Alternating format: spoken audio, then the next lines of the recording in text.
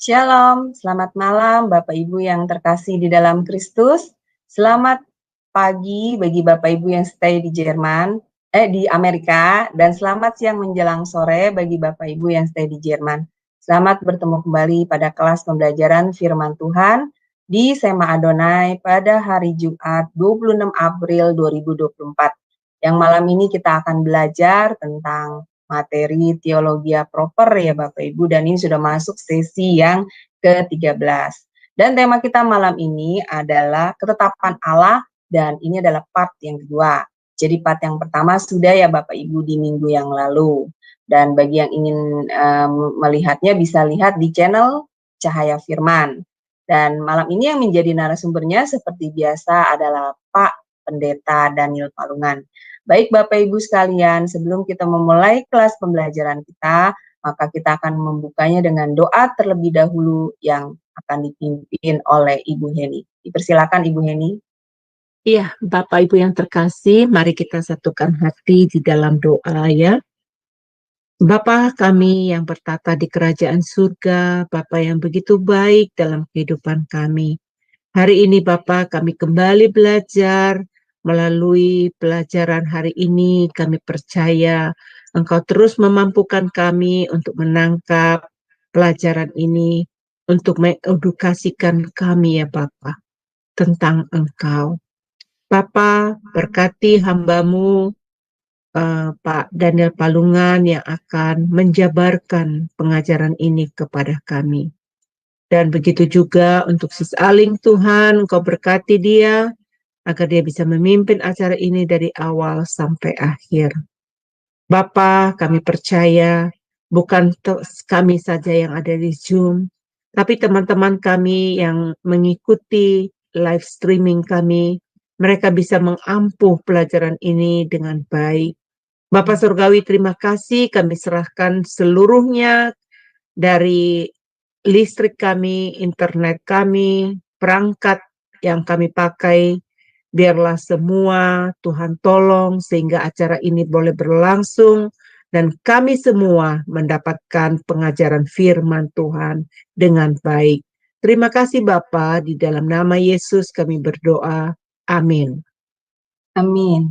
Ya, baik, terima kasih Bu Heni untuk doa pembukaannya bagi kita semua. Baik Bapak Ibu, sebelum kita masuk pada sesi tanya jawab dan diskusi, maka kita akan terlebih dahulu melihat profil ya dari narasumber kami, yaitu Pak Pendeta Daniel Palungan.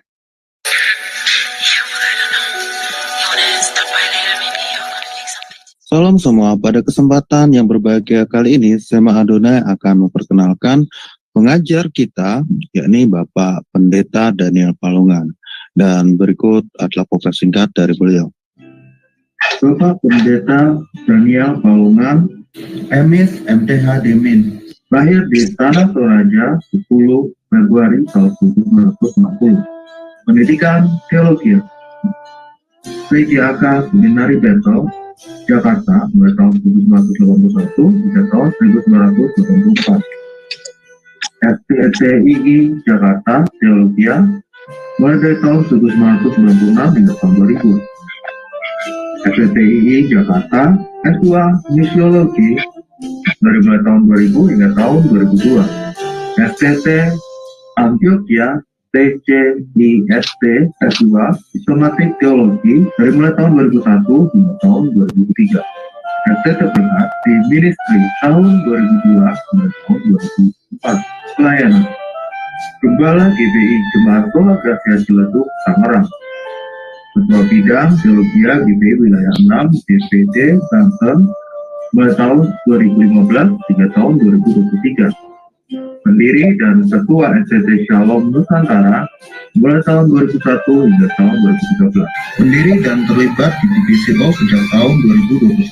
Gembala di Sema Adonai Ibadah Online. Karya penulis buku Kingdom Speaker. Pedoman praktis menggali Alkitab. Ya, baik Bapak Ibu, tadi sekilas adalah info profil mengenai narasumber kita ya, yaitu Pak Pendeta Daniel Palungan. Baik, saya akan menyapa terlebih dahulu narasumber kami. Shalom, selamat malam Pak Daniel. Salam Bu Aling, selamat malam. Iya, bagaimana Pak kabarnya? Semoga selalu sehat dan luar biasa ya Pak. Amin. Nah, hari ini agak bergumul karena asam urat dari kemarin sore kumat dan sore ini agak meningkat. Tapi ya, bisa ditahan lah. Ya, dalam nama Yesus ya Pak, jadi bisa tetap mengajar dengan nyaman di kelas. Ya. Ya baik Pak Daniel, saya persilakan waktu dan tempat kepada Pak Daniel. Silakan Pak.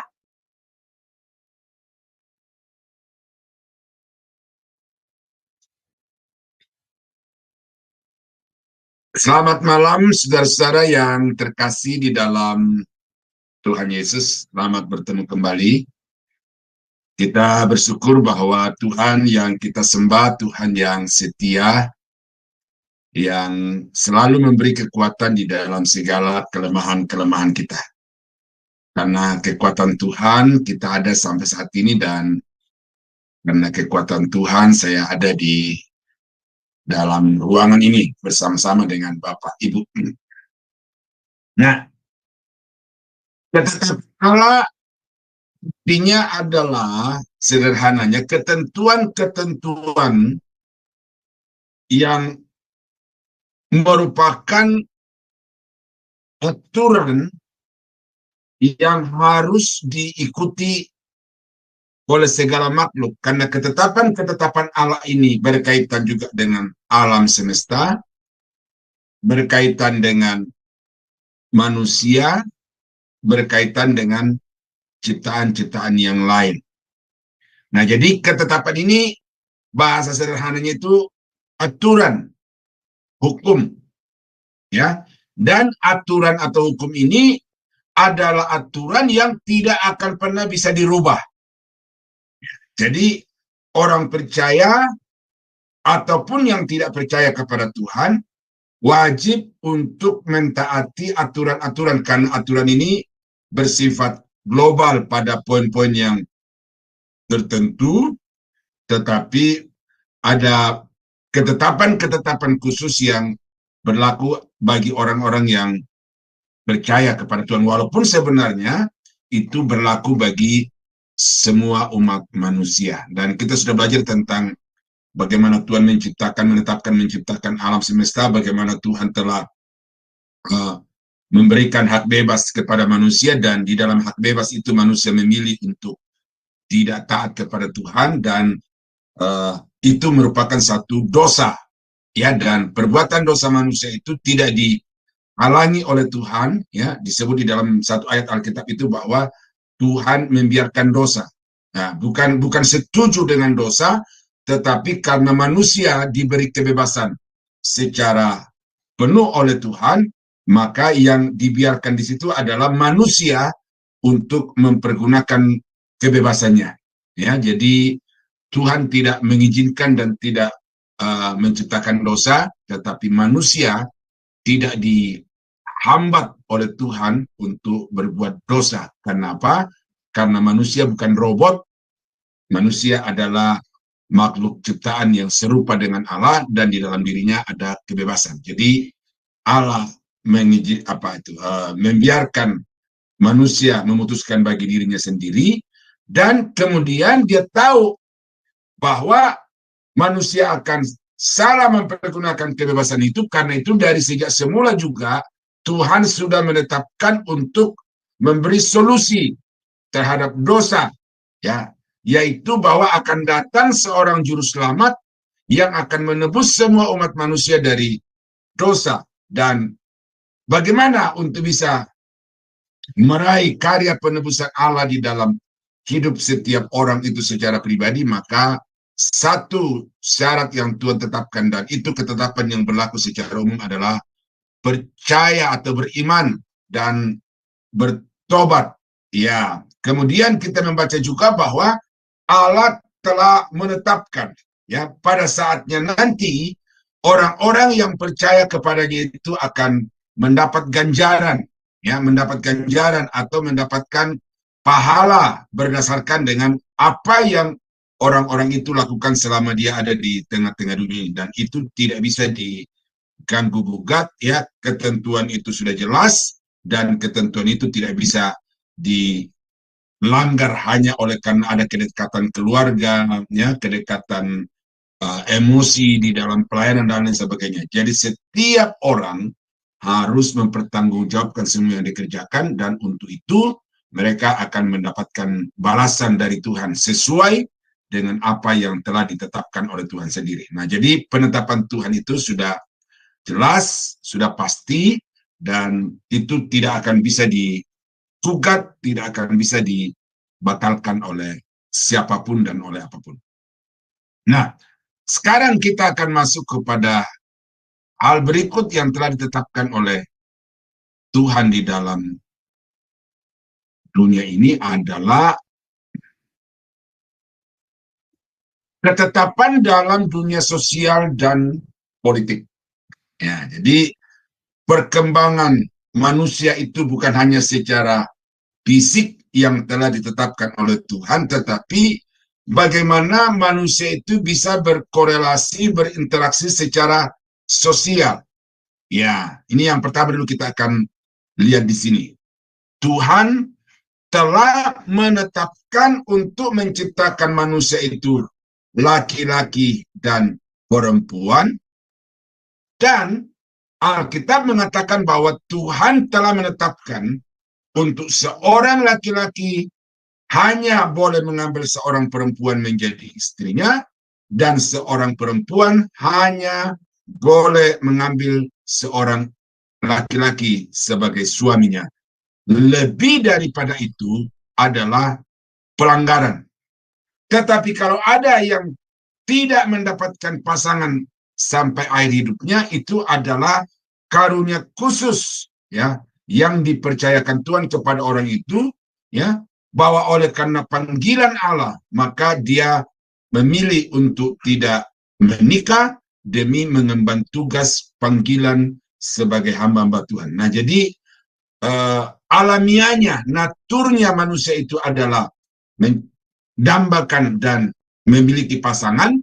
Tetapi kalau ada orang-orang tertentu yang kemudian secara sengaja tidak mau mengambil ketentuan itu dikatakan oleh Paulus di dalam Alkitab itu adalah karunia yang khusus. Nah, yang saya mau bahas di sini, karena ini juga agak polemik di dunia maya hari-hari ini, yaitu ada orang yang mengatakan bahwa Alkitab itu tidak konsisten.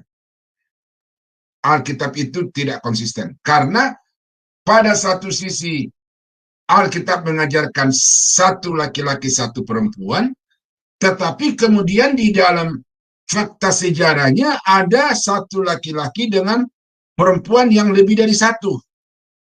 Itu dari penganjur kekristenan progresif di Indonesia. Saya perhatikan itu, walaupun saya tidak download videonya, tetapi saya dapat dari sana. Nah, karena itu dia meragukan Alkitab itu. Tetapi saudara-saudara, kita membaca di dalam Alkitab bahwa ditetapkan Tuhan satu laki-laki, satu perempuan. Kalau kita baca di dalam Alkitab bahwa kemudian ada pelanggaran terhadap itu, orang yang melanggar itu bukan karena Tuhan memberi dispensasi, atau bukan karena Tuhan memberi kelonggaran terhadap manusia, terhadap hukum itu. Tetapi kita baca di dalam Alkitab bahwa siapapun yang melanggar ketentuan satu laki-laki satu perempuan di dalam satu perkawinan kudus itu dampaknya tidak main-main. Sebutlah Abraham, sebutlah Yakub, sebutlah Daud, sebutlah Salomo. Apakah orang-orang yang melanggar ketentuan Tuhan itu kemudian hidupnya bahagia? Atau bahkan kemudian kita baca di dalam Alkitab justru mereka itu mendapatkan penghukuman. Khusus untuk Daud itu oleh karena melanggar kesucian rumah tangga itu, maka dikatakan oleh Tuhan kepada Daud bahwa pedang tidak akan undur dari keluarga Daud untuk selama-lamanya. Artinya apa? Bahwa pelanggaran Daud terhadap ketetapan Tuhan, satu laki-laki, satu perempuan itu berdampak sangat serius di dalam kehidupan keluarga Daud, di mana anak-anaknya saling memperkosa, di mana anak-anaknya saling membunuh. Ini adalah konsekuensi terhadap Daud yang melanggar hukum itu. Nah, kalau kita baca juga yang lain-lain, ya, di dalam Alkitab yang melanggar hukum itu mereka sama sekali tidak bebas dari disiplin Tuhan. Ya, jadi karena itu maka jangan sampai saudara menganggap Alkitab itu tidak konsekuen.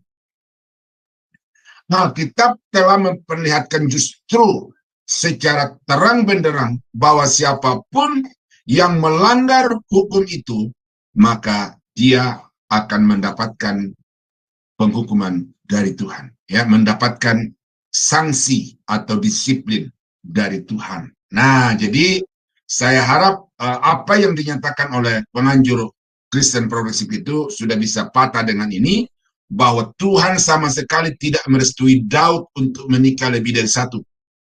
Tetapi karena Daud di dalam kebebasannya, dia mempergunakan hak bebas itu secara salah, dan karena itu juga maka langsung dia mendapatkan penghukuman atau disiplin dari Tuhan. Nah, sama seperti yang dikatakan oleh Yesus, ya, di dalam Matius pasal 19, ketika bangsa Israel itu datang memprotes kepada Yesus, ya, apa kau boleh diceraikan, ya, karena Musa dalam sejarah telah terbukti memberikan surat cerai. Nah, ini menjadi alasan bagi bangsa Israel bahwa kita boleh cerai, lalu kemudian kita menikah lagi. Tetapi di dalam penjelasan Yesus itu, dia mengatakan bahwa Musa sama sekali tidak pernah merestui perceraian. Tetapi apa sebabnya Musa mengeluarkan surat cerai itu? Adalah karena kekerasan hatimu, karena kedegilan hatimu yang datang memaksa. Akhirnya karena paksaan atau karena tekanan secara sosial yang dialami oleh Musa itu, maka akhirnya dia memberikan surat cerai itu. Tetapi itu bukan kehendak Tuhan, itu bukan keinginan Musa. Dan oleh karena itu, sekali lagi, Yesus berkata bahwa apa yang telah dipersatukan oleh Tuhan tidak boleh diceraikan oleh manusia. Apapun alasannya, apapun peristiwa yang terjadi di dalam rumah itu. Karena itu di dalam bagian-bagian yang lain yang berbicara tentang rumah tangga ini, Alkitab berkata bahwa kalau ada pasangan yang berbuat dosa, maka kasih itu menjadi solusinya, ya. Seorang yang merasa disakiti karena dikhianati baik oleh suami atau oleh perempuan, oleh istri, maka yang terlukai ini akan bisa memulihkan hubungan itu dengan kasih. Karena itu dikatakan bahwa sebab kasih menutupi banyak sekali dosa. Nah, jadi saudara-saudara kekasih dalam Tuhan, itu tentang hukum rumah tangga. Nah, sekarang kita masuk lebih dalam. Ya. Bagaimana masing-masing pribadi di dalam rumah tangga ini untuk mentaati hukum Tuhan di dalam kerangka mengelola rumah tangga itu. Nah, dalam hal ini ada 3 unsur utama di dalam rumah tangga, yaitu suami dan istri. Ya, suami dan istri. Kemudian yang ketiga adalah anak. Nah, jadi manusia dikatakan Adam dan Hawa itu mandat yang juga terima dari Tuhan adalah beranak cuculah. Nah, karena itu maka anak itu merupakan unsur yang ketiga, tetapi juga tidak terpisahkan dari rumah tangga itu. Jadi ada suami, ada istri, ada anak. Nah, masing-masing ini memiliki kewajiban dalam kerangka taat kepada Tuhan. Ya. Karena itu maka Saya bacakan dulu dari Amsal pasal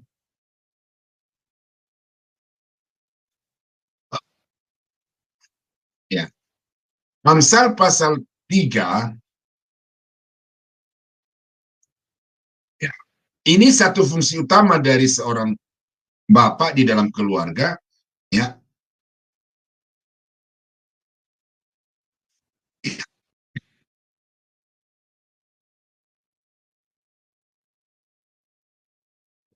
Oh, 11-12 ya, 11-12 bukan 9 dan 10, tetapi 11 sampai 12.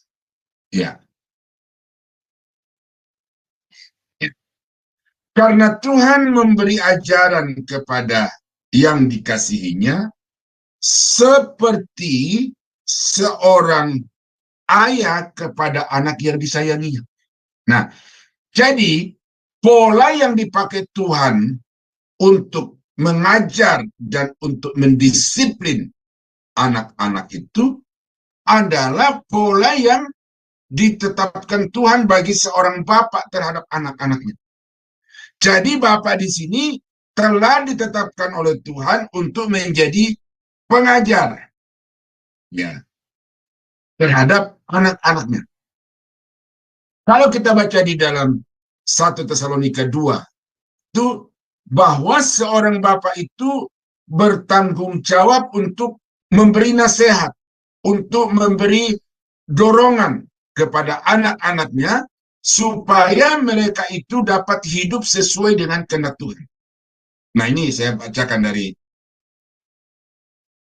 1 Tesalonika 2 ayat yang ke-11. Ya. Ini peran yang diambil oleh Paulus di dalam kehidupan jemaat mengadopsi tanggung jawab seorang bapak di dalam rumah tangga.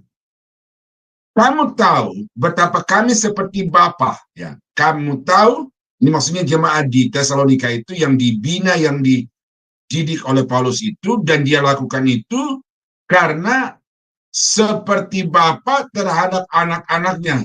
Bagaimana itu? Telah menasihati kamu, menguatkan hatimu seorang demi seorang, dan meminta dengan sangat supaya kamu hidup sesuai dengan kehendak Allah yang telah memanggil kamu ke dalam kerajaan dan kemuliaan. Nah, jadi bapak di sini punya peran yang sangat penting di dalam rumah tangga karena bapak ini menjadi imam yang bertanggung jawab untuk mendidik anak-anaknya hidup takut akan Tuhan. Nah, karena itu maka seorang bapak itu perlu senantiasa hidup takut akan Tuhan. Ya, saya tidak akan jelaskan itu panjang lebar karena ini kita tidak detail-detailnya, ya.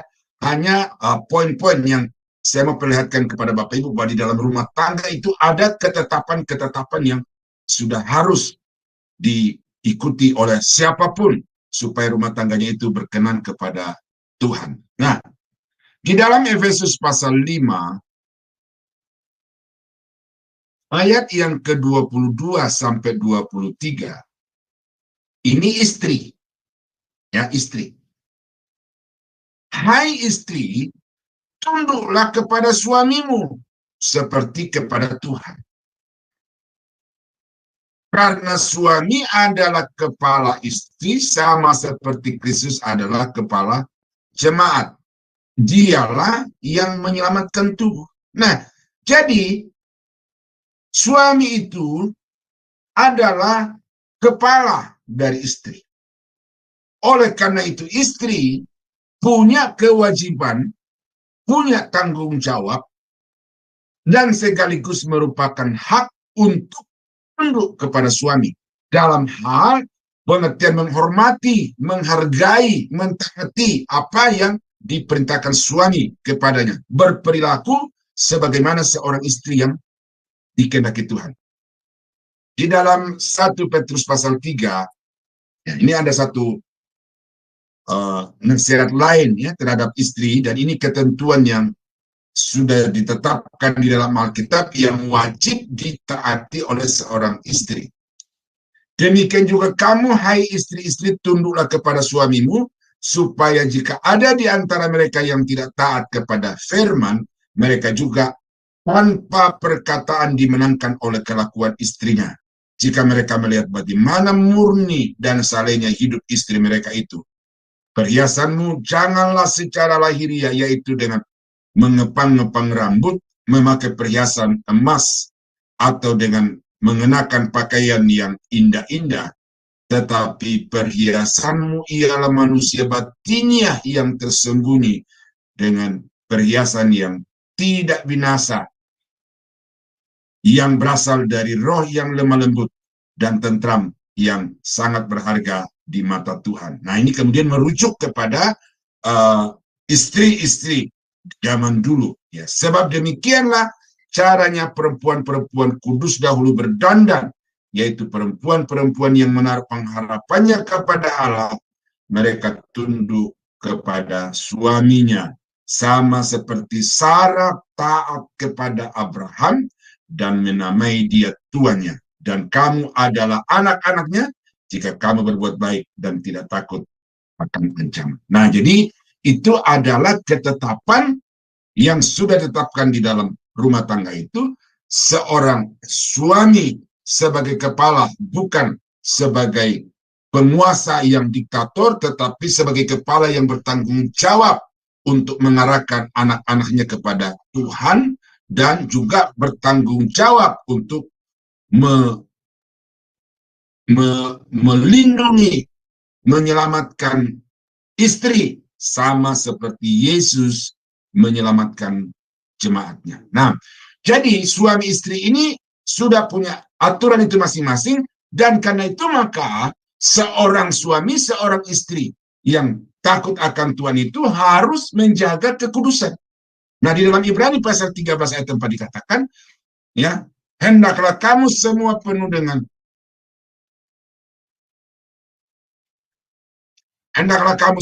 hormat terhadap perkawinan, dan jangan kamu mencemarkan tempat tidur, sebab orang-orang sundal dan berzina akan dihakimi Allah. Nah, jadi ini ketetapan yang mutlak saudara sebagai istri, mutlak saudara sebagai suami untuk mentaati, karena saudara kalau melanggar itu, maka jangan heran kalau ada hal-hal yang buruk terjadi di dalam kehidupan saudara. Nah, 1 Timotius 5 ayat 4, ini tanggung jawab seorang anak. Ya, bagaimana seorang anak itu sudah ditetapkan oleh Tuhan di dalam tanggung jawab kepada orang tua. Nah, ini bagaimana memperlakukan janda-janda dalam gereja itu konteks ini yang harus dilayani, yang harus diperhatikan oleh gereja. Tetapi dikatakan dalam ayat 4, tetapi jikalau seorang janda mempunyai anak atau cucu, hendaknya mereka itu pertama-tama belajar berbakti kepada kaum keluarganya sendiri dan membalas budi orang tua dan nenek mereka, karena itulah yang berkenan kepada Allah. Jadi jangan mentang-mentang karena ibu atau neneknya sudah janda, lalu kemudian lepas tangan menyerahkan semuanya kepada gereja. Tetapi Paulus menetapkan di sini berdasarkan ilham Roh Kudus bahwa seorang anak, seorang cucu itu bertanggung jawab untuk memelihara orang tuanya di hari tua. Karena itu sebenarnya saudara-saudara, ya, seorang anak itu tidak ada yang kemudian tega untuk membiarkan, menterlantarkan orang tuanya di hari tua, membawanya ke panti jompo dan lain sebagainya. Ya, itu adalah masa di mana seorang anak diberi kesempatan oleh Tuhan untuk mengemban mandat dari Tuhan, bahwa seorang anak itu telah ditetapkan oleh Tuhan untuk berbakti. Ya, ini berbakti kepada orang tua. Masa tua orang tua adalah kesempatan yang diberikan oleh Tuhan kepada seorang anak untuk membalas budi semua yang orang tua telah lakukan dari masa kecil. Ya ini, karena ini memang separuh apa, saya ambil satu cerita yang dikisahkan juga di YouTube itu, bahwa ada seorang anak yang sudah sukses, dia menjadi pejabat di satu kantor, lalu orang tuanya sakit. Nah, ketika orang tuanya ini pulang dari rumah sakit, dia memberikan kepada ibunya semua strok, itu apa namanya itu, bill itu, pembayaran. Sekian, lalu orang tuanya diminta untuk mengganti. Nah, menjelang matinya dari orang tua ini, dia juga menulis secari kertas. Lalu dia berkata, anakku, sebagaimana engkau telah membuat rincian pengeluaran waktu saya masuk rumah sakit dan engkau merawat, lalu engkau minta ganti rugi karena engkau kehilangan uang saku meningkatkan rapat, ya, dan lain sebagainya, uang bensin kau juga daftarkan di situ. Maka sekarang saya akan membuat catatan juga, rincian dari apa yang saya sudah lakukan untuk engkau. 9 bulan engkau di dalam kandungan, aku menderita, aku sengsara, tetapi itu gratis bagimu.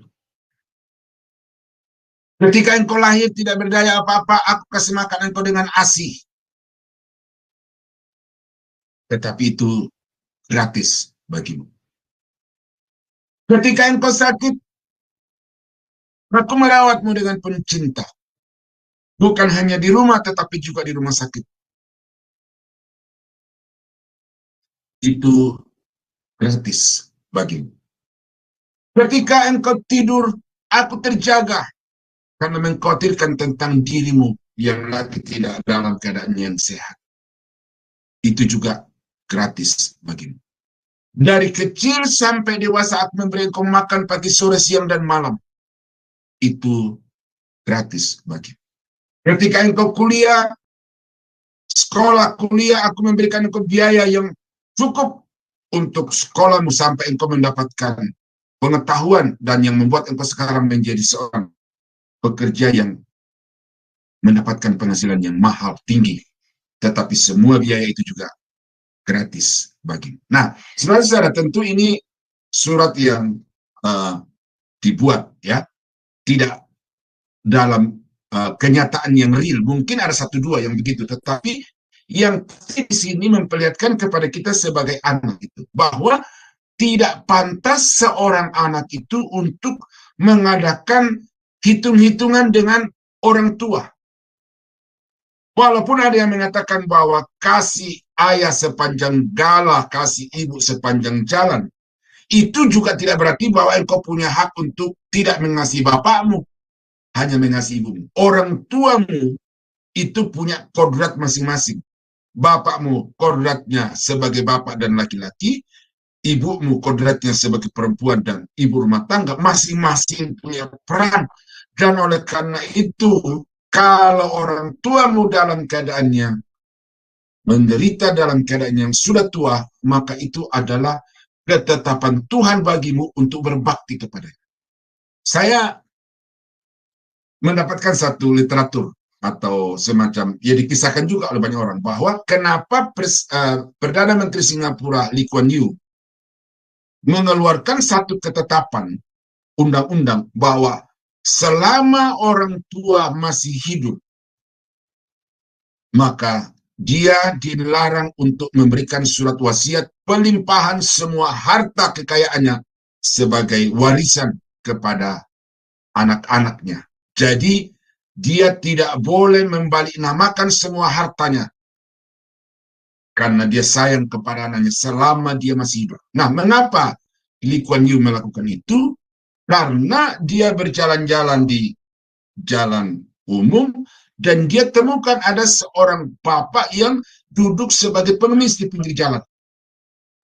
Nah, ketika dia dekati, dia pastikan bahwa itu adalah temannya yang kaya raya, yang menjadi mitra Lee Kuan Yew di dalam menduduki jabatan sebagai Perdana Menteri di Singapura. Lalu dia tanya, apa sebabnya? Dia berkata, aku telah melimpahkan semua hartaku kepada anak-anakku karena aku sayang mereka.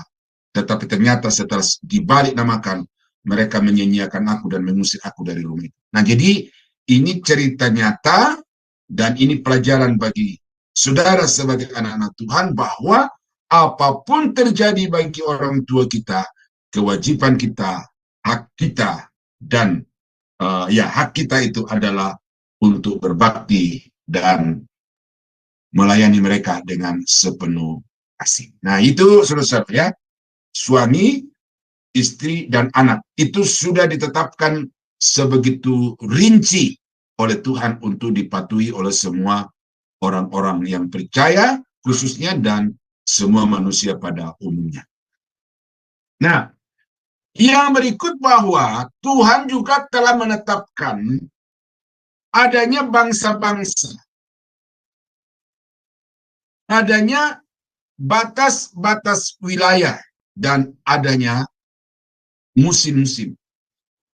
Nah, ini adalah ketetapan Tuhan bagi alam semesta, tetapi secara khusus dalam hal ini adalah bagi bangsa-bangsa. Bahwa di setiap bangsa itu ada wilayahnya, di setiap bangsa itu ada pemerintahnya, dan di setiap bangsa itu ada musimnya. Ya, tadi ketika saya coba baca-baca ayat ini di tempat lain tadi siang itu, saya pernah berpikir begini. Tadi saya berpikir, apa yang terjadi kalau yang ditempatkan Tuhan di Afrika itu adalah Yafet, yang berkulit putih? Kenapa Ham yang berkulit hitam? Saudara bisa bayangkan itu. Saya tadi pikir itu secara bodoh-bodoh gitu ya. Kalau seandainya orang Eropa, nenek moyang orang Eropa itu ditaruh di Afrika, mungkin orang Eropa itu tidak akan seputih, tidak akan sebersih sekarang ini. Tetapi sekali lagi bahwa ini penetapan Tuhan. Bukan pilihannya orang Eropa untuk lahir di benua Eropa dengan musim dingin, dan bukan pilihannya orang Afrika keturunan Ham untuk tinggal di daerah panas dan berkulit hitam itu.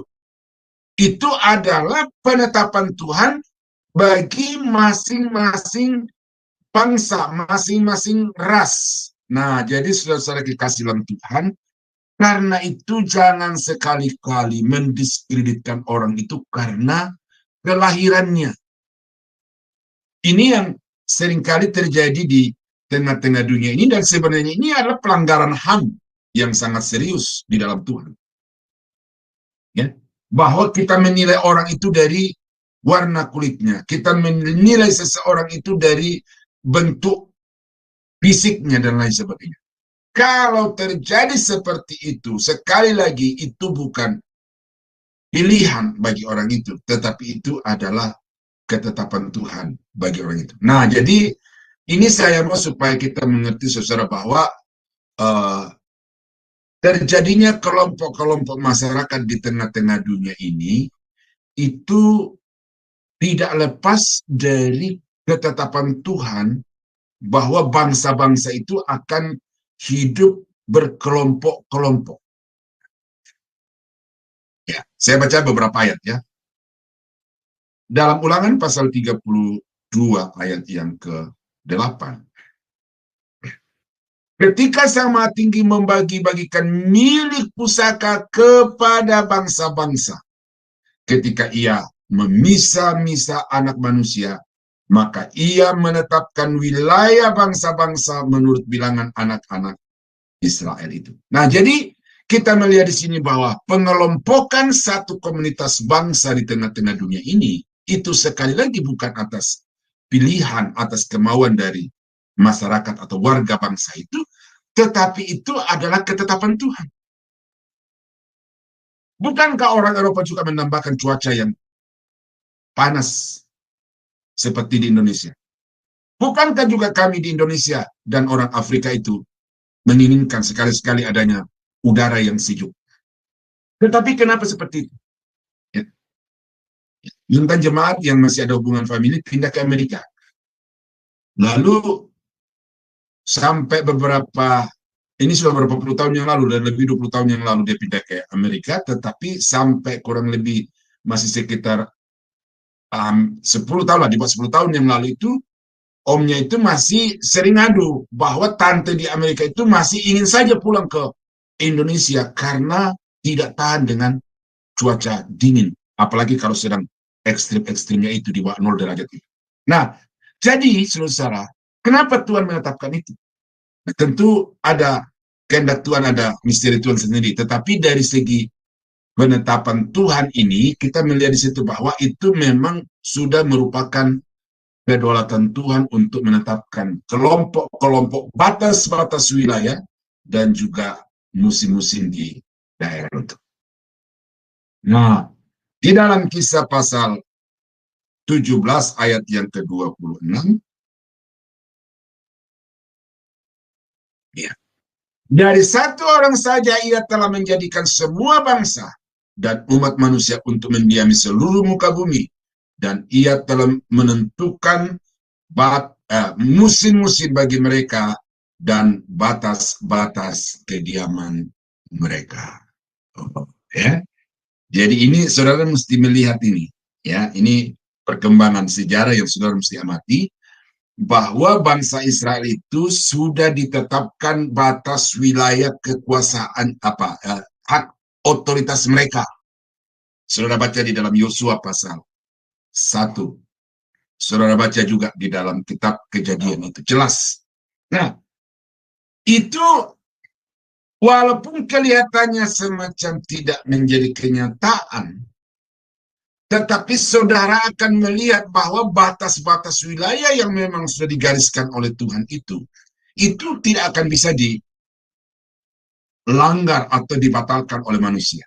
Nah, jadi karena itu saya harap saudara melihat perkembangan sejarah dunia dan khususnya Timur Tengah dan lebih khusus Israel ini, karena ada batas-batas wilayah dan ada musim-musim yang Tuhan telah tetapkan bagi bangsa itu. Ya, jadi ini kedaulatan Tuhan yang tidak bisa dibatalkan oleh penguasa yang sehebat apapun. Ya, katakanlah sekarang ini, dulu ada Saddam Hussein, ada Muammar Gaddafi, ya, ada Presiden Mesir yang juga begitu ganas menentang Israel gitu ya. Kemudian sekarang ini ada Presiden Turki yang juga begitu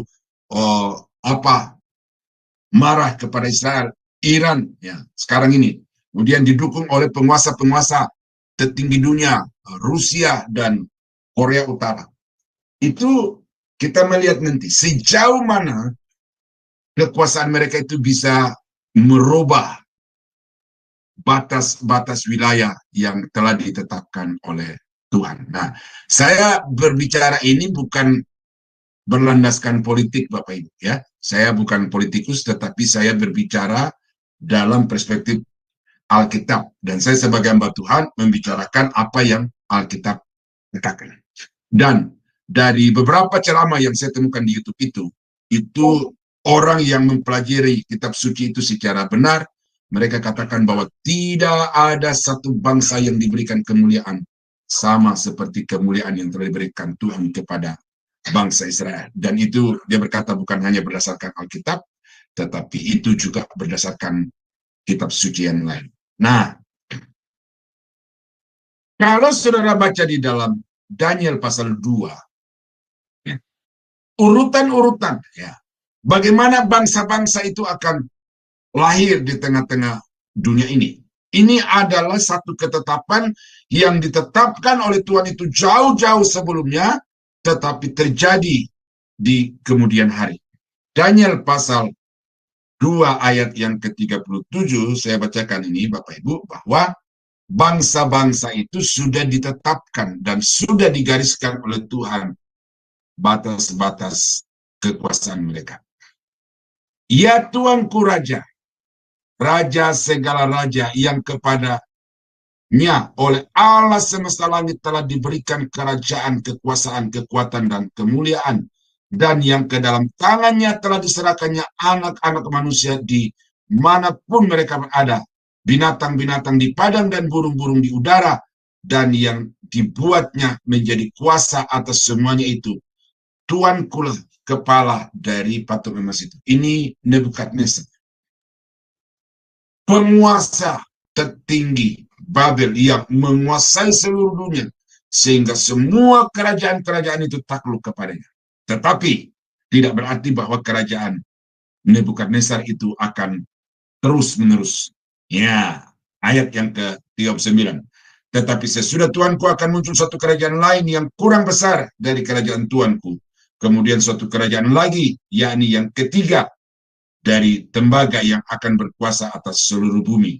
Sesudah itu akan ada suatu kerajaan yang keempat yang keras seperti besi, tetapi tepat seperti besi yang meremukkan dan menghancurkan segala sesuatu, dan seperti besi yang menghancur lulukan, maka kerajaan itu akan meremukkan dan menghancur lulukan semuanya. Dan seperti Tuanku lihat, kaki dan jari-jarinya sebagian dari tanah liat, tukang periuk, dan sebagian lagi dari besi.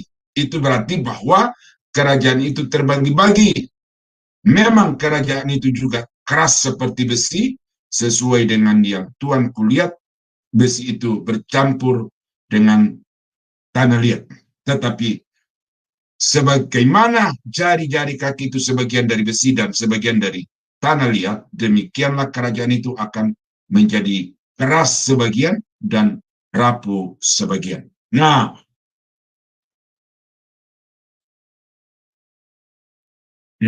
penjelasannya.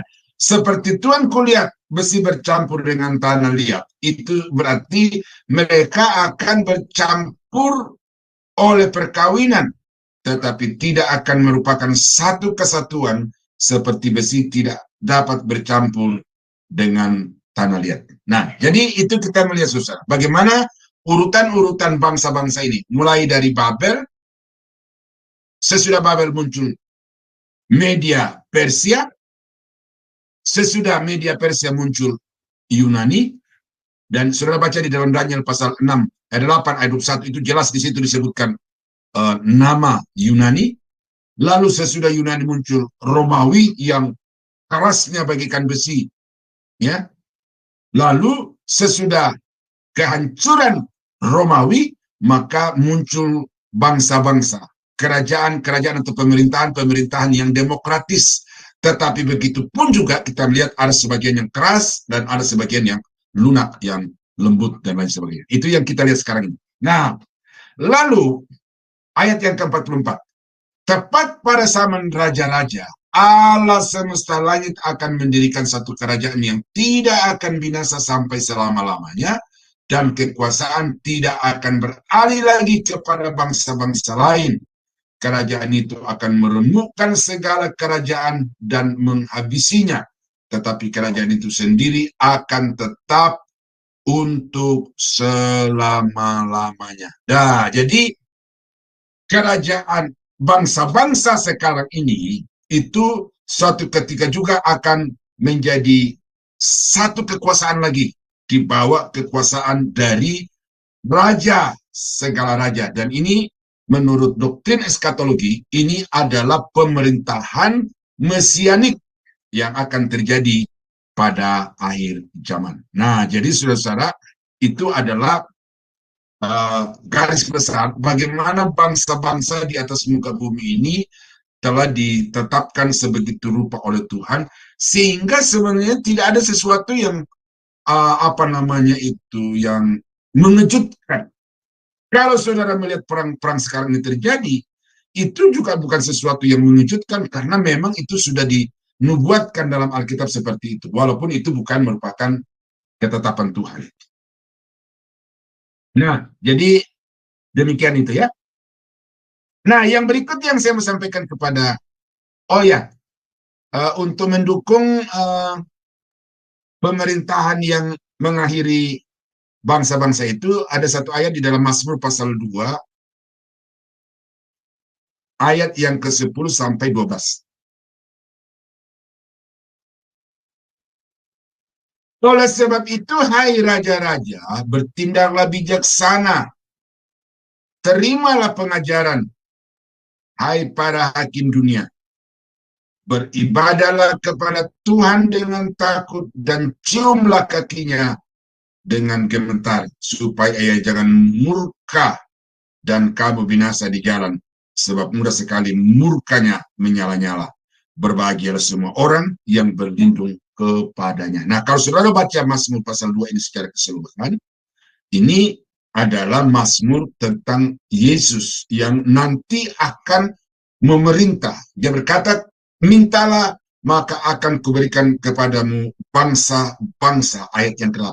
Nah, jadi pada masa itu Yesus akan memerintah, dan apa yang diinginkan oleh Tuhan dari bangsa-bangsa itu adalah supaya mereka menyembah dan beribadah kepada Allah yang disembah di dalam Yesus Kristus. Ya. Nah, apa yang ditetapkan selanjutnya oleh Tuhan di dalam Alkitab itu adalah panggilan dan tugas Israel. Ya. Terlepas nanti kita melihat Israel itu kelihatannya gagal di dalam tugas panggilan ini, tetapi bahwa ketetapan Tuhan tentang bangsa Israel itu sekali lagi tidak akan bisa dibatalkan oleh apapun. Ya, ini hukum yang berlaku secara kekal. Ya, berlaku secara kekal. Kita baca di dalam Kejadian pasal 12.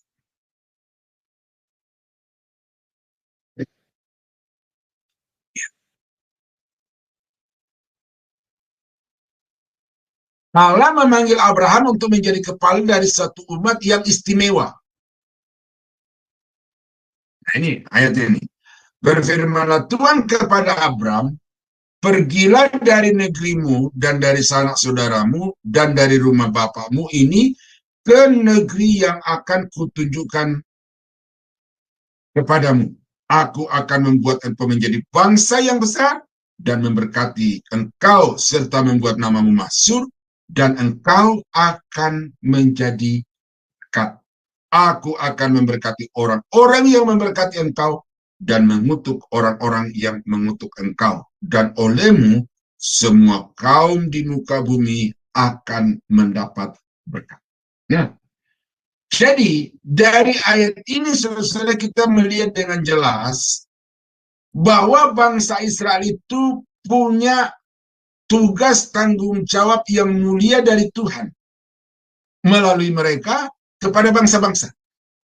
Jadi bangsa Israel adalah satu bangsa yang dipilih secara khusus oleh Tuhan untuk menjadi mitra. Ya, menjadi mitra.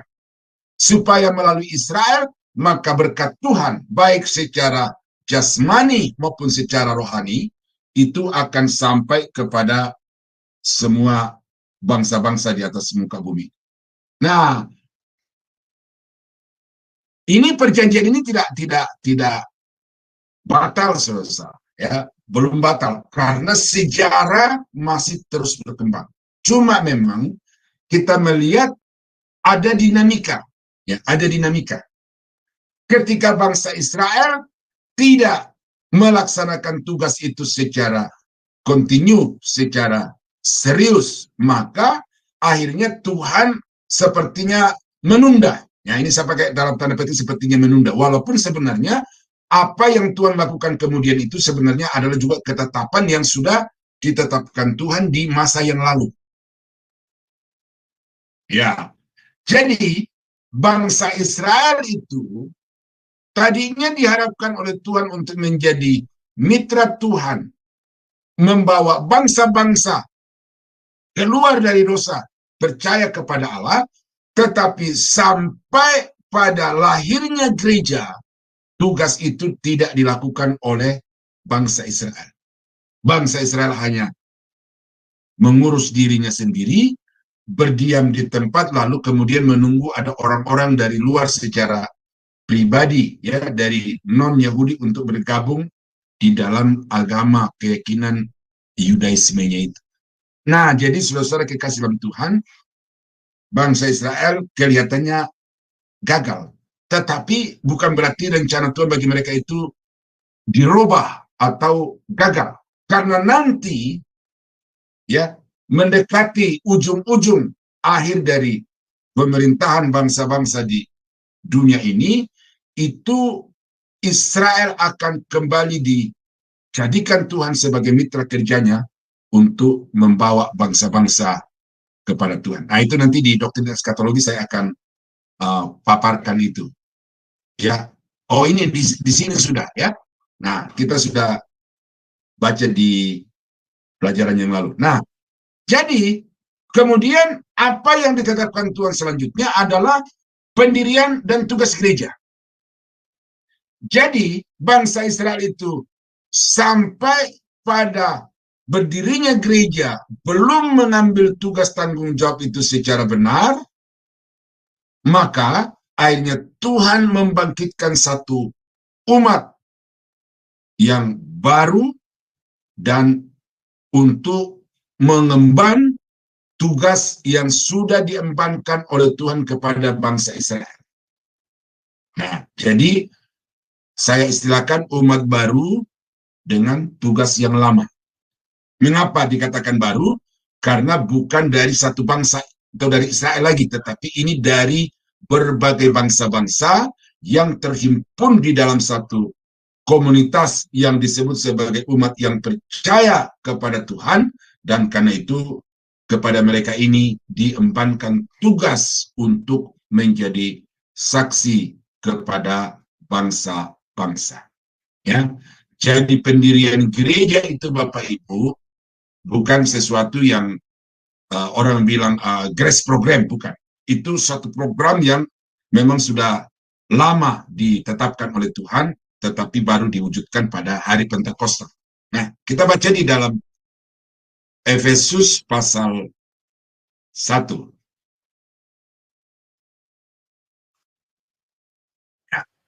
Efesus pasal 1.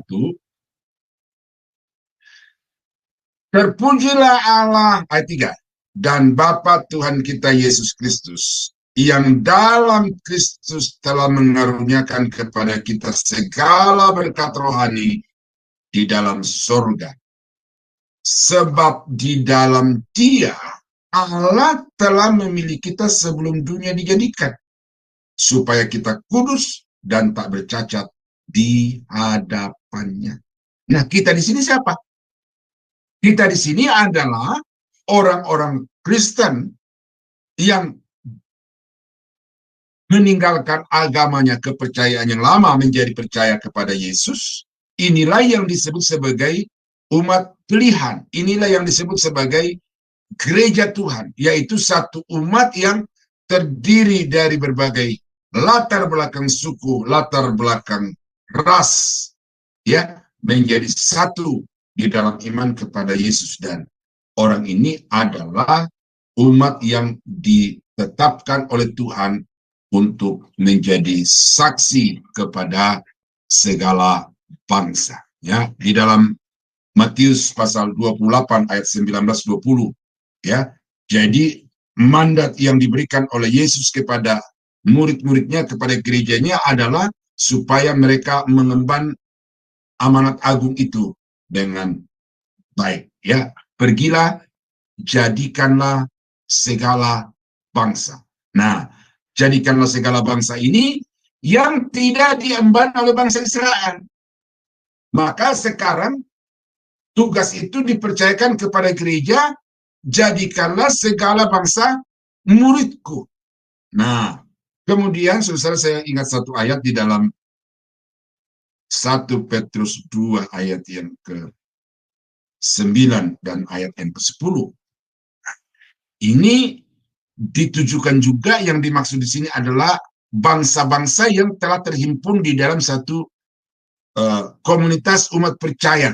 Nah, lalu apa kata Petrus di sini? Tetapi kamulah bangsa yang terpilih, imamat yang rajani, bangsa yang kudus, umat kepunyaan Allah sendiri, supaya kamu memberitakan perbuatan-perbuatan yang besar dari Dia yang telah memanggil kamu keluar dari kegelapan kepada terangnya yang ajaib. Kamu yang dahulu bukan umat, tetapi yang sekarang telah menjadi umatnya, dan yang dahulu tidak dikasihani, tetapi yang sekarang telah beroleh belas kasihan. Nah, jadi dulu ketika bangsa Israel itu masih menjadi mitra Tuhan, bangsa-bangsa ini dikatakan bukan bangsa pilihan, bukan orang yang dikasihi Tuhan. Tetapi setelah bangsa Israel ditolak oleh Tuhan karena mereka tidak melaksanakan tugas itu dengan baik, maka Tuhan memilih bangsa-bangsa untuk apa? Pergi menjadi saksi kepada orang-orang lain, perorangan dan juga bangsa-bangsa untuk menceritakan tentang perbuatan-perbuatan Tuhan yang ajaib. Nah, jadi penginjilan itu Bapak Ibu adalah ketetapan. Kalau sampai ada gereja secara organisasi, gereja secara denominasi,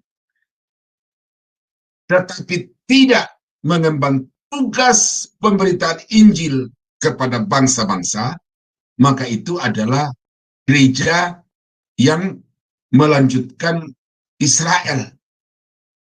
Mau sebagai bangsa terpilih, tetapi tidak mau bertanggung jawab atas panggilan untuk menjadi saksi kepada bangsa-bangsa.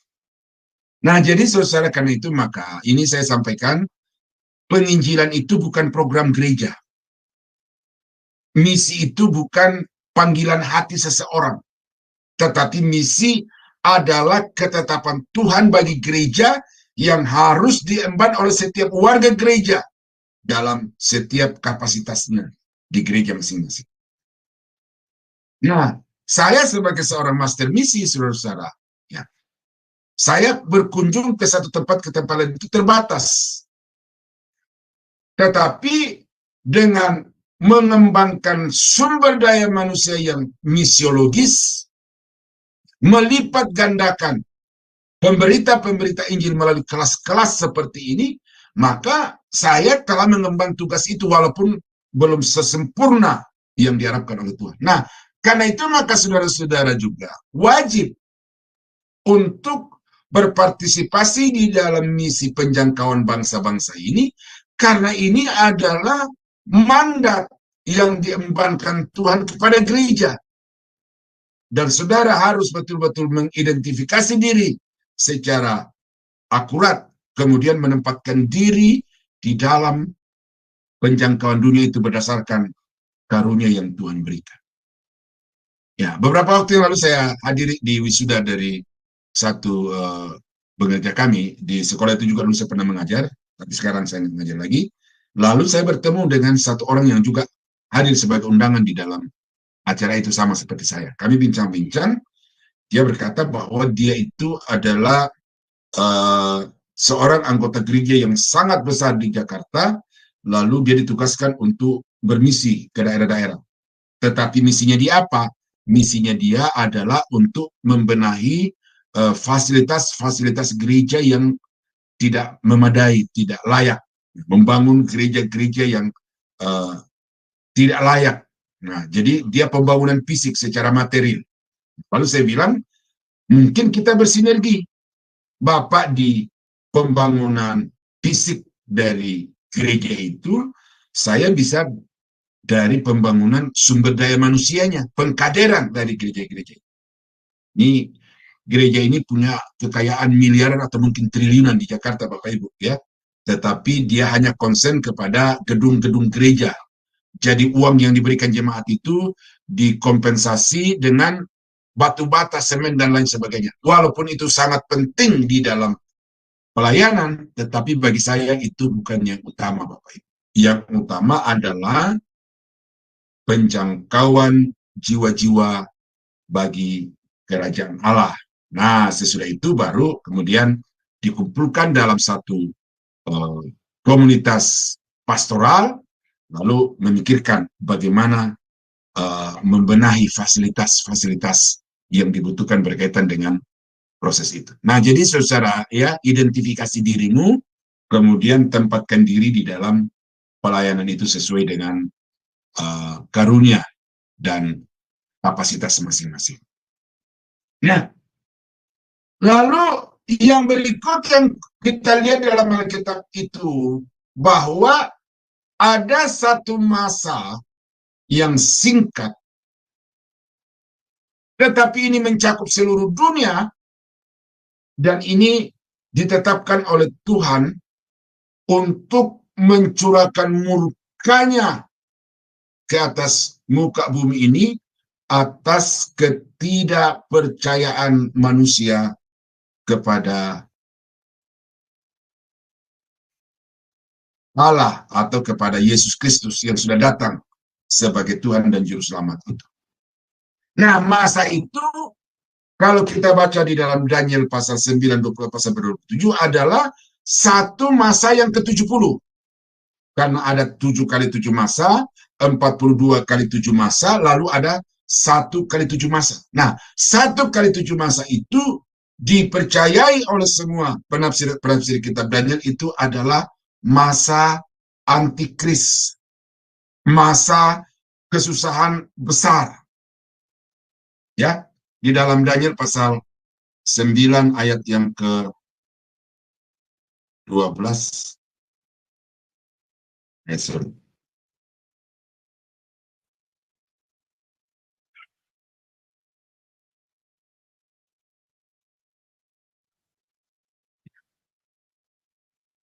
Nah ini ya, bahwa telah ditetapkan dan telah ditetapkannya firman-Nya yang diucapkannya terhadap kami dan terhadap orang-orang yang telah memerintah kami, yakni bahwa akan didatangkannya kepada kami malapetaka yang besar yang belum pernah terjadi di bawah semesta langit seperti di Yerusalem. Jadi ada satu masa di mana peristiwa-peristiwa yang terjadi di dalamnya itu adalah peristiwa-peristiwa yang belum pernah terjadi yang setara dengan ini, tetapi akan terjadi ya di kemudian hari. Nah, lalu di dalam Daniel pasal 12 ayat yang ke-1 dikatakan begini.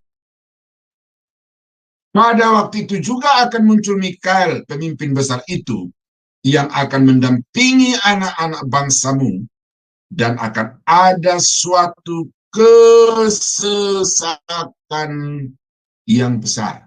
Kalau di dalam Daniel 9 ayat 12 itu ada sesuatu yang terjadi tetapi tidak dijelaskan apa itu, nah di sini dijelaskan itu akan ada kesesakan yang besar seperti yang belum pernah terjadi sejak ada bangsa-bangsa sampai waktu itu. Tetapi pada waktu itu bangsamu akan terluput, yakni barang siapa yang didapati namanya tertulis di dalam kitab itu. Nah, dan seterusnya, atau saya bacakan satu lagi di dalam Daniel pasal 11 ayat yang ke-36. Ya.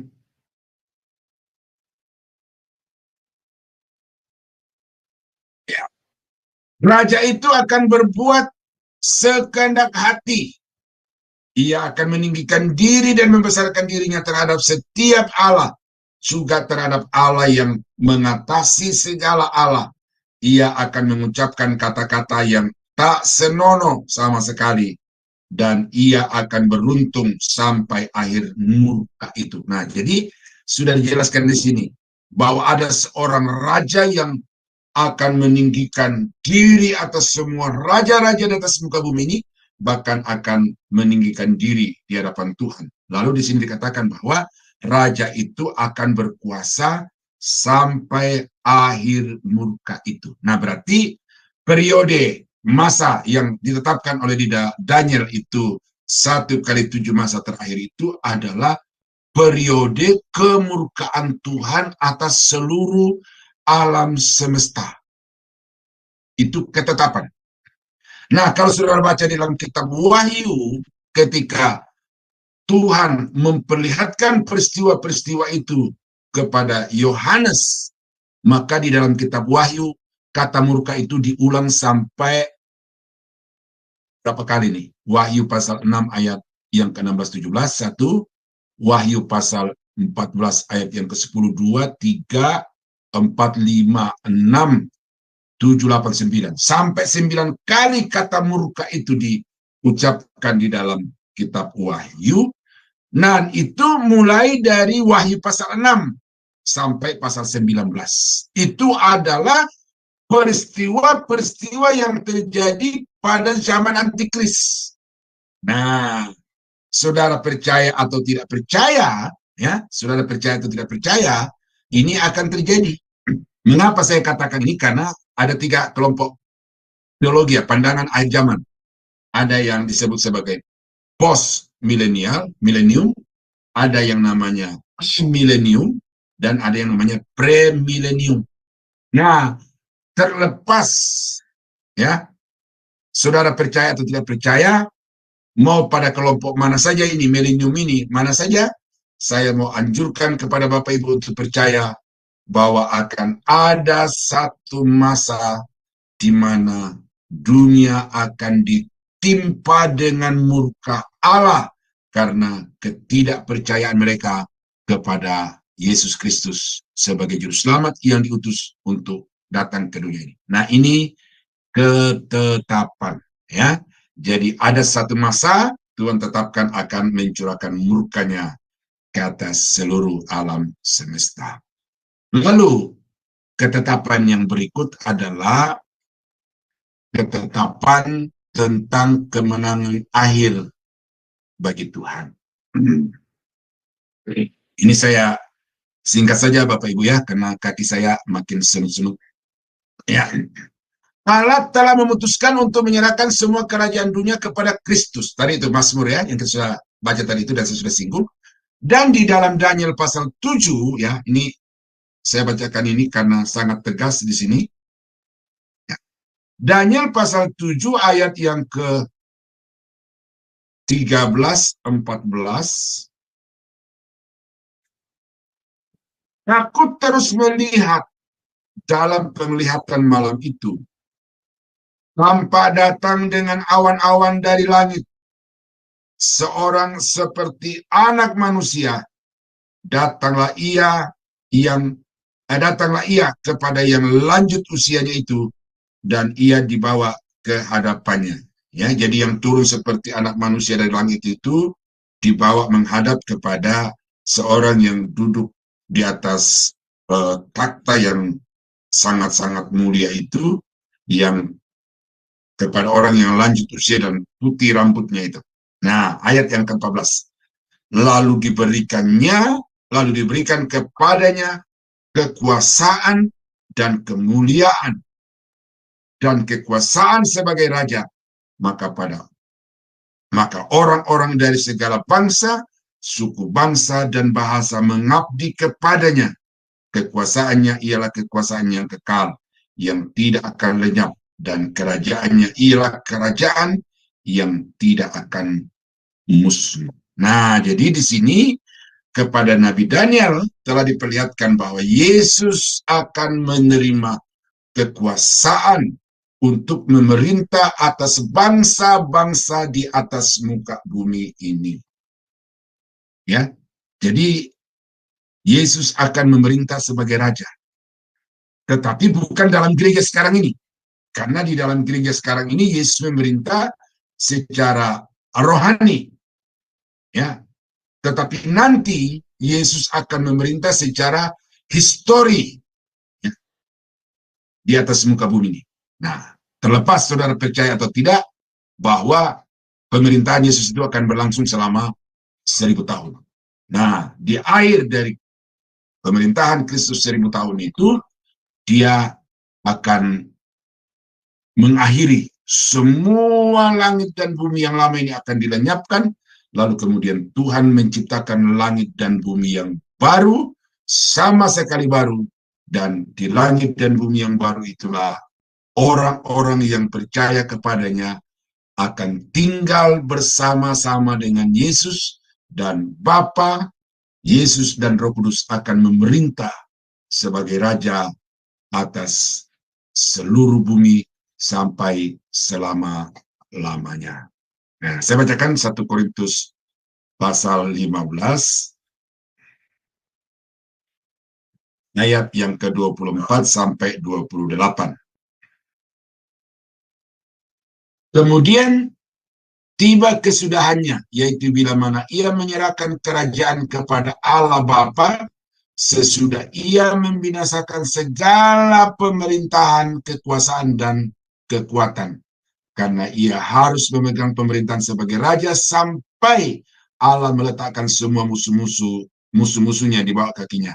Musuh yang terakhir yang dibinasakan ialah maut, sebab segala sesuatu telah ditaklukkannya di bawah kakinya. Tetapi kalau dikatakan bahwa segala sesuatu telah diletakkan, maka teranglah bahwa ia sendiri yang telah menaklukkan segala sesuatu di bawah kaki Kristus itu tidak termasuk di dalamnya. Artinya yang takluk kepada Yesus itu, ya. Jadi Yesus akan setara memerintah bersama-sama dengan Yesus.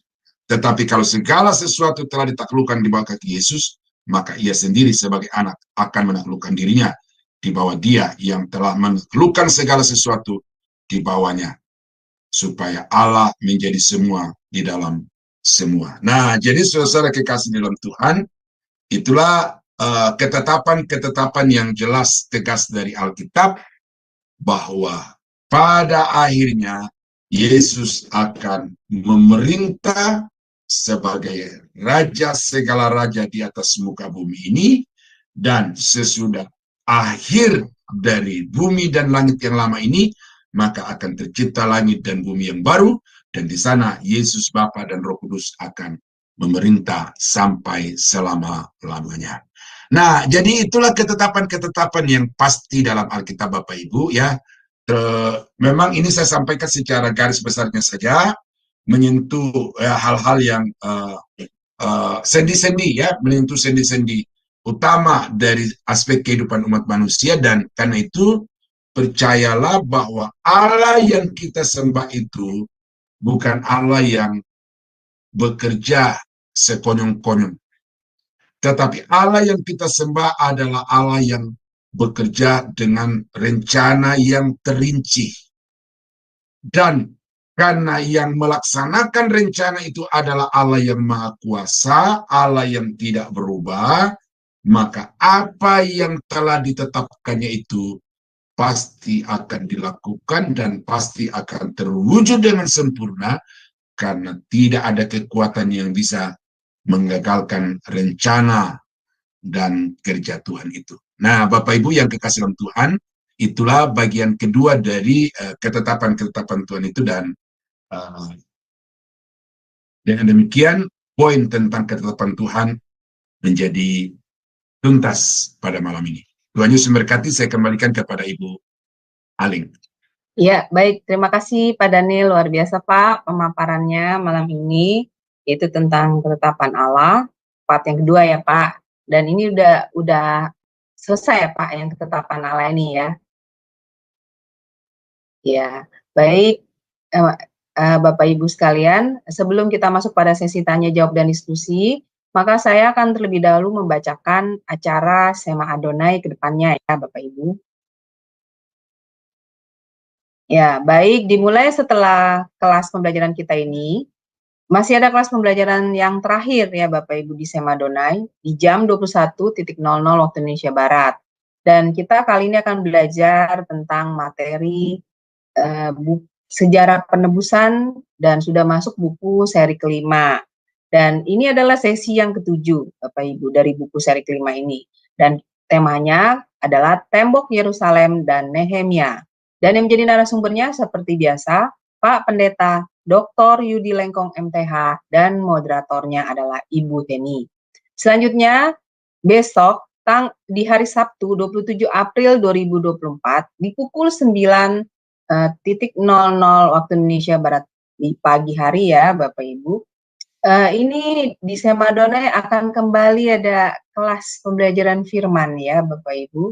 Dan tema dari kelas kita adalah, materi kelas kita adalah pola 3 generasi, dan ini masuk part yang pertama.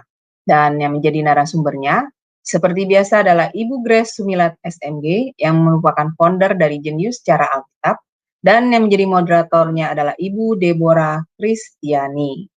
Dan selanjutnya di hari yang sama, di hari Sabtu, di jam 19.00 waktu Indonesia Barat, di Sema Adonai kembali ada kelas pembelajaran firman ya Bapak Ibu.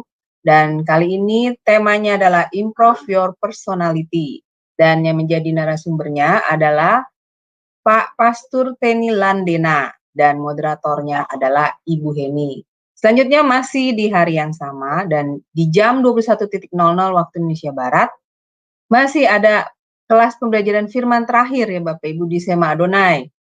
Dan kali ini kita belajar tentang tema pohon ya, dan yang menjadi narasumbernya adalah seperti biasa Pak Evangelis Dr. Ferry Hermawan Winoto dan moderatornya adalah Ibu Christine. Selanjutnya ini adalah renungan pagi Sema Adonai Bapak Ibu, diadakan setiap hari dari Senin sampai dengan Sabtu, dimulai dari jam 5.30 pagi dan dilayani oleh hamba-hamba Tuhan yang sangat memberkati. Jadi Bapak Ibu sekalian, untuk renungan pagi Sema Adonai, kemudian untuk renungan pagi dari Bapak Gembala kami sendiri, yaitu Pak Pendeta Daniel Palungan, yang diadakan setiap hari Jumat 1 kali dalam seminggu, dan juga ibadah online Sema Adonai, itu hanya dapat Bapak Ibu ikuti di channel Cahaya Firman saja. Jadi tidak di-live-kan di channel-channel yang lain ya Bapak Ibu. Oleh karena itu bagi Bapak Ibu yang belum mensubscribe channel baru kami, channel Cahaya Firman, tolong subscribe channel YouTube baru kami Bapak Ibu, sehingga Bapak Ibu bisa mengikuti keseluruhan acara-acara Sema Adonai, terutama yang tidak di-live-kan di channel-channel lain. Dan juga tolong bantu share ya Bapak Ibu kepada yang lain, sehingga semakin banyak juga orang yang bisa mengikuti keseluruhan acara-acara Sema Adonai lewat channel Cahaya Firman. Dan dengan begitu Bapak Ibu telah membantu channel kami, channel Cahaya Firman, untuk menjadi semakin berkembang dan menjadi berkat lagi bagi banyak orang. Terima kasih Bapak Ibu atas perhatiannya. Sekarang kita akan masuk pada sesi tanya jawab dan diskusi ya Bapak Ibu. Tapi bagi yang ingin bertanya, harap press hand terlebih dahulu, maka mute-nya akan dibuka, mic-nya ya akan dibuka oleh operator kami. Ya, dipersilakan Bapak Ibu. Baik Pak Daniel, pemaparan malam ini luar biasa ya Pak. Tapi ada satu ayat Pak yang menjadi pertanyaan saya. Ini Pak Daniel kepada partisipan yang bertanya kira-kira berapa orang Pak? Karena saya lihat Bapak kesehatannya lagi kurang baik ya. Cenut-cenut katanya tadi kakinya. Ya, satu atau Ya, dua kali ya. mungkin dua, boleh dua. Nah, Ya, tergantung pertanyaannya. Kalau pertanyaannya dalam, saya jawab panjang ya. Kalau enggak ya, oke, silakan. Ya, baik. Ini Pak, tadi saya ada tertarik dengan dari ini dari Daniel 12 ayat 1. Sebentar ya Pak, saya bacain ya Pak. Nah, di sini dikatakan bahwa pada waktu itu juga akan muncul Mikhael, pemimpin besar itu, yang akan mendampingi anak-anak bangsamu, dan akan ada suatu waktu kesesakan yang besar seperti yang belum pernah terjadi sejak ada bangsa-bangsa sampai pada waktu itu. Tetapi pada waktu itu bangsamu akan terluput, yakni barang siapa yang didapati namanya tertulis dalam kitab itu. Nah, Pak Daniel, yang dimaksud dengan kitab itu kan kitab kehidupan pasti ya, betul kan? Iya, betul. Ya, Nah, terus? yang menjadi pertanyaan saya adalah, ini kan masa ini kan sudah masuk pada masa kesesakan ya Pak, maksudnya 7 tahun pemerintahan antikristus ya. Nah, dan sedangkan Tuhan Yesus datang kedua kali sebelum masa ini kan, betul ya Pak Daniel? Ya. Nah, berarti kan orang-orang kudusnya sudah terangkat, begitu juga gereja. Nah, pada saat di masa ini masih ada juga orang kudus, maksudnya orang pilihan gitu ya Pak, di dalam masa ini. Karena disebutnya bangsamu akan terluput, yaitu barang siapa. Maksudnya bagaimana nih Pak? Dari ini, iya. Terima kasih pertanyaannya Bu Ali. Ya, jadi inilah yang membuat penafsiran di antara hamba-hamba Tuhan yang mengajarkan eskatologi itu bahwa yang dimaksud dengan bangsamu di sini, umat pilihan di sini adalah gereja. Ya, tetapi dalam hal ini jelas dikatakan Daniel itu. Dan bangsanya Daniel itu apa? Bangsanya Daniel itu adalah Israel. Nah, gereja itu sudah jelas sudah diangkat di awal masa tribulasi.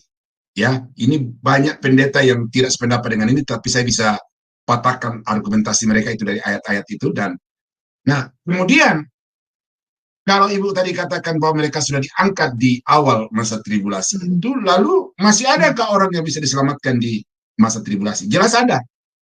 Jelas ada. Karena kalau kita lihat di awal masa tribulasi itu ada pemataian 144.000 bangsa Israel yang kemudian dijadikan Tuhan sebagai saksi di tengah-tengah masa tribulasi. Dari awal sampai akhir masa tribulasi itu.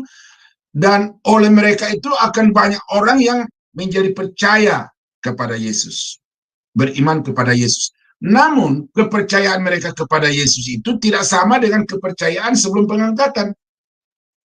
Karena kalau kepercayaan di sebelum pengangkatan itu hanya iman saja kita diselamatkan, tetapi percaya kepada Yesus di masa tribulasi itu percaya dan mereka bersedia untuk menanggung konsekuensi daripada kepercayaan itu, yaitu mereka akan menjadi sasaran dari tentara-tentara antikris dan antikris itu sendiri. Sehingga mereka itu akan mengalami satu penganiayaan yang teramat sangat. Itu sebabnya kalau kita baca di dalam Matius 24 itu bahwa seandainya waktunya tidak dipersingkat, maka akan sulit ada keselamatan. Tetapi karena bangsa umat belian itu, nah umat belian di sini adalah Israel, bukan gereja. Israel itu. Jadi di dalam masa tribulasi itu akan kembali bangsa Israel itu dipakai oleh Tuhan dan itu menggenapi Kejadian pasal 12 tadi itu. Nah, sehingga di akhir dari masa tribulasi itu kita melihat di dalam Wahyu pasal 7 ayat yang tunggu ya.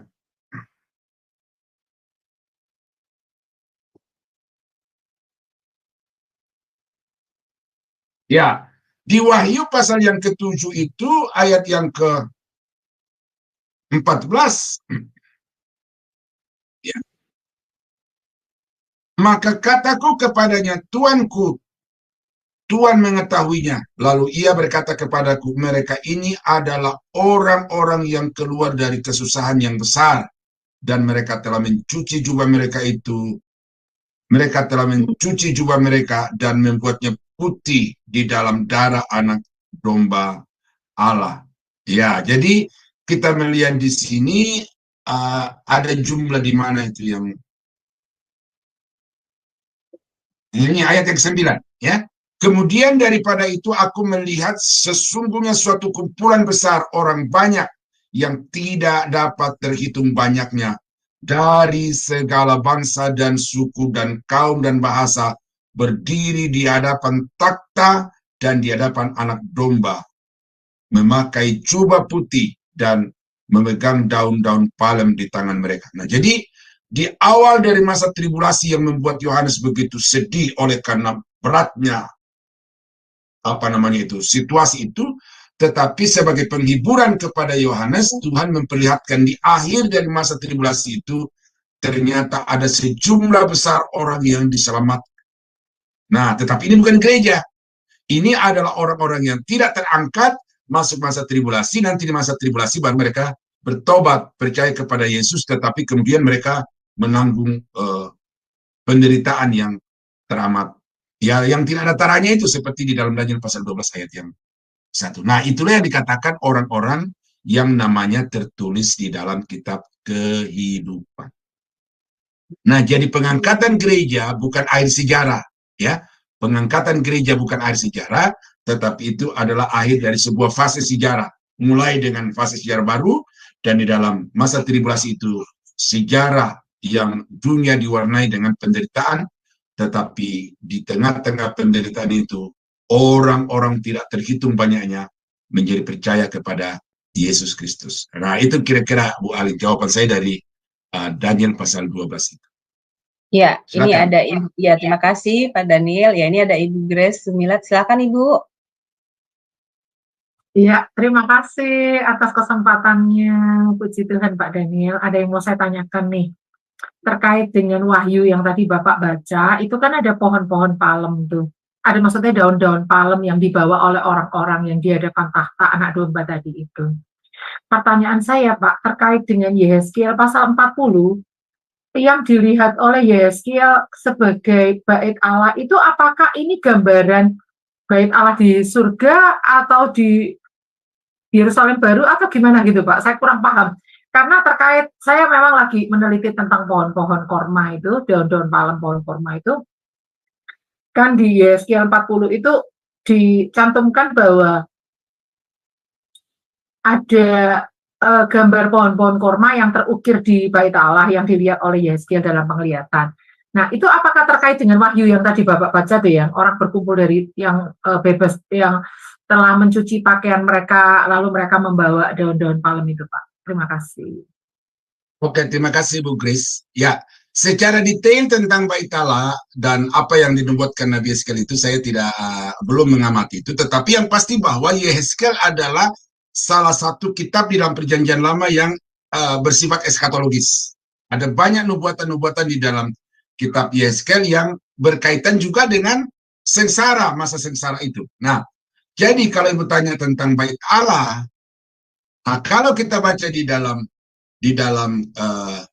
apa namanya itu nubuatan Rasul Paulus dalam 2 Tesalonika 2 kalau tidak salah itu, bahwa nanti bait Allah akan berdiri. Inilah yang akan menjadi pemicu terjadinya perang dunia kedua itu. Bait Allah dibangun oleh Israel dan 3,5 tahun pertama bangsa Israel masih beribadah di situ secara Yudaisme, tetapi 3,5 tahun yang kedua iblis akan mensabotase semua bentuk dan orientasi ibadah di dalam bait Allah itu akan diarahkan kepada dirinya dan tidak boleh orang lain mempersembahkan apapun selain kepada dirinya. Nah, jadi 3,5 tahun kedua itu bait Allah akan dikuasai oleh antikris. Nah, itu bait Allah yang ketiga yang akan didirikan oleh bangsa Israel yang pulang dari seluruh penjuru dunia sebelum masa tribulasi. Nah, sesudah masa tribulasi selesai itu, maka akan ada kerajaan pemerintahan mesianik. Di situ tidak ada lagi bait Allah, tetapi Israel, bait Allahnya itu adalah Allah sendiri. Nah, Allah sendiri. Jadi orang-orang akan menjadikan Yerusalem sebagai tempat pusat peribadatan, tetapi saya agak confuse ini dengan langit baru bumi baru, ya. Tetapi di situ kita melihat bahwa bait Allah akan kembali berfungsi sebagaimana yang diterapkan dalam Alkitab, menjadi Yerusalem akan menjadi pusat peribadatan bangsa-bangsa dan mereka akan datang ke situ tahun demi tahun untuk membawa korban-korban persembahan. Nah, jadi apa yang Ibu tanyakan di situ, apakah yang dimaksud Yehezkiel itu sama dengan Wahyu pasal 17? Sisi-sisi tertentu ada yang beririsan, tetapi ada detail-detail yang perlu kita kaji lebih detail lagi, ya, supaya kita bisa melihat bahwa maksud-maksud Yehezkiel itu mungkin tergambar nanti di dalam kerajaan mesianik itu. Ya, di kerajaan mesianik itu, di mana di situ Yesus akan menjadi raja dan semua bangsa akan memuliakan dia. Ya, jadi saya kira itu, Bu. Ya, mungkin tidak tuntas, tetapi saya harap memberikan gambaran bahwa bait Allah yang fisik itu masih ada di kerajaan masa antikris sampai di pemerintahan mesianik, tetapi kemudian kita melihat di situ penggunaannya pada masa tribulasi itu akan dipakai oleh iblis untuk kemuliaan dirinya, tetapi nanti pada masa pemerintahan Mesias itu akan menjadi pusat penyembahan dari segala bangsa yang datang ke Yerusalem tahun demi tahun. Nah, siapa yang tidak datang ke sana, itu dikatakan di dalam kitab Sakaria, mereka akan dihukum dengan tidak turun hujan atau bahkan ditulahi dengan penyakit sampar itu. Nah, jadi bait Allah akan berfungsi. Nah, di dalam kerajaan 1000 tahun itulah nubuatan Nabi Yehezkiel itu akan dikenapi. Kalau penafsiran sementara dulu, ya, karena saya tidak detail untuk itu. Saya kira itu, Bu Grace. Baik, Pak, sangat memberi pencerahan. Terima kasih banyak, Bapak. Iya, Tuhan berkati, terima Bu. kasih Ibu Grace untuk partisipasinya. Baik Pak Daniel, kita akhiri ya Pak untuk kelas pembelajaran kita. Pak Daniel bisa closing statement, lalu pimpin doa berkat bagi kami semua ya Pak. Ya, dipersilakan. Ya. Jadi Bapak Ibu, ya ini materi tidak khusus membahas tentang zaman antikristus dan kerajaan mesianik ya, tetapi bahwa akan ada masa di mana dunia akan dikuasai dengan satu raja yang begitu sombong menentang semua raja-raja, bahkan kepada raja di atas segala raja, bahwa akan ada pemerintahan yang penuh dengan damai dan sukacita di bawah kekuasaan Mesias tunas Daud itu menurut nubuatan Nabi Yesaya itu akan terjadi. Nah, jadi saudara-saudara kekasih dalam Tuhan, bahwa semua yang terjadi di bawah kolong langit ini dari satu masa kepada masa yang lain itu sudah ada di dalam penetapan Tuhan. Nah, itu sebabnya saudara dan saya sebagai umat Tuhan, khususnya sebagai pelayan Tuhan, harus memahami ketetapan-ketetapan ini supaya ajaran kita kepada jemaat itu sinkron, berjalan searah dengan apa yang sudah ditetapkan oleh Tuhan. Karena kalau saudara tidak mengerti ketetapan-ketetapan ini, bisa saja kelihatannya saudara itu adalah hamba Tuhan, pelayan Tuhan, tetapi dalam kenyataannya saudara tidak berjalan sesuai dengan ketetapan Tuhan. Nah, kalau kita baca di dalam kitab Ulangan terutama itu, kalau kamu hidup sesuai dengan ketetapanku, sesuai dengan hukumku, sesuai dengan perintahku, maka akan kuberkati. Ya, itu bahasa bebasnya. Tetapi itu di dalam kitab Ulangan itu jelas ditegaskan oleh Tuhan seperti itu, dan karena itu maka kita mengerti ketetapan-ketetapan Tuhan ini, jangan sampai kita melanggar. Apa yang menyebabkan saya malam ini cukup sakit duduk di hadapan Bapak Ibu adalah karena ini pola makan. Saya sudah deteksi hari ini, saya makan sayur ubi begitu banyak karena saya doyan sayur, lalu saya makan tape yang raginya juga cukup banyak itu. Jadi itu yang membuat asam urat saya. Jadi hukum itu telah ditetapkan oleh Tuhan bahwa tubuh kita ini butuh makan tetapi yang seimbang. Nah, jadi kalau saudara sakit seperti saya sakit malam ini, jangan saya berkata Tuhan mencobai saya. Ini akibat dari ketidakdisiplinan terhadap ketetapan Tuhan itu. Nah, jadi kesaksian, pengalaman yang saya bagikan sebagai satu contoh konkret pelanggaran terhadap ketetapan ketentuan Tuhan itu.